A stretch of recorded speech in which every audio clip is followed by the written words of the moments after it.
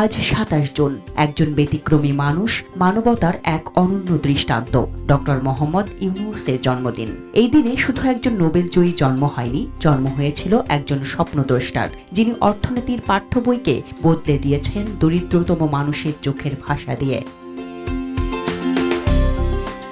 Doctor Yunus শুধু বাংলাদেশ নয়, সারা বিশ্বের দরিদ্র মানুষের ভরসার প্রতীক। তার জন্মদিন তাই কেবল একটি সংখ্যা নয়, এটি একটি উপলক্ষ, আমাদের মূল্যবোধ আর সম্ভাবনার নতুন করে জেগে ওঠার দিন। শুভ জন্মদিন, মানবতার এক অমূল নক্ষত্র। আপনি আছেন, থাকবেন প্রতিটি সেই চোখে যে চোখ একদিন নিজের ক্ষুধা জয় করে স্বপ্ন দেখতে শিখেছিল আপনার অনুপ্রেরণায়।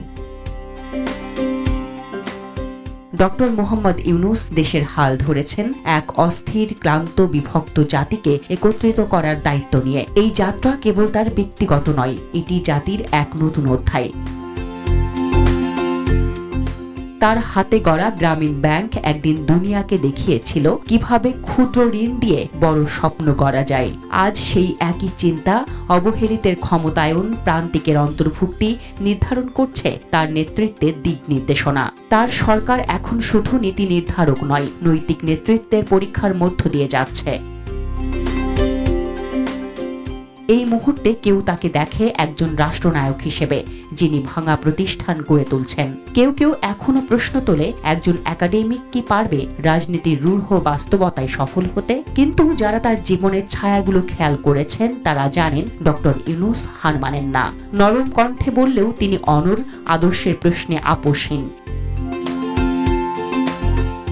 জন্মদিন মানে কেবল একটি সংখ্যা নয়, এক মূল্যায়নের সময়ও বটে। এই দিনে জাতি ফিরে তাকাই, আমরা কাকে বেছে নিয়েছি, কেন বেছে নিয়েছি। তার জন্মদিন তাই এবার এক রাজনৈতিক দায়ও বয়ে আনে আমাদের জন্য। আমরা কি তার দেখানো পথে হাঁটতে প্রস্তুত?